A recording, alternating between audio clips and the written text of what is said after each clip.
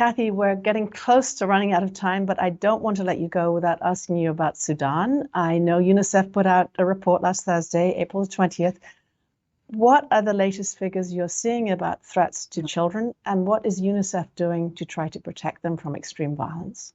Yeah. Well, Sudan, it's interesting because it raises exactly the problems that we're talking about, which is one that even before this crisis, we were there, we were working hard in the Sudan. The challenges were real. We had lots of children who were suffering from severe malnutrition. We had children who we needed to get, back on track in terms of their education. Those numbers were significant. But now what happens is we have a conflict on top of that. So all of the work, right, everything UNICEF was doing and others in the international community, and there are many people working there, everything came to a grinding halt.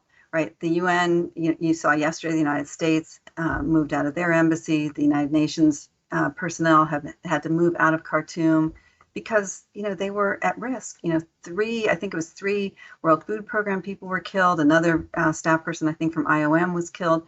I mean, we take the risk. We know we work in difficult situations. My teams are always, pushing to get into these places. They want to try to help the communities, but you can't do that when you're literally in the middle of a battle, and that's what's happening now. And why that's happening, in a way, it's like I sometimes just get so impatient with the fighting all around the world. It's like, just the adults need to try to resolve these problems because the people who suffer are the children, and that's not acceptable. And that is certainly the case in Sudan. So now we'll wait, as soon as we can, our folks will get in there and do the humanitarian response, which is like providing water, providing some education, providing as much safety as we can, trying to make sure that children are reunited with families when they get separated, all those things that always happen in conflict.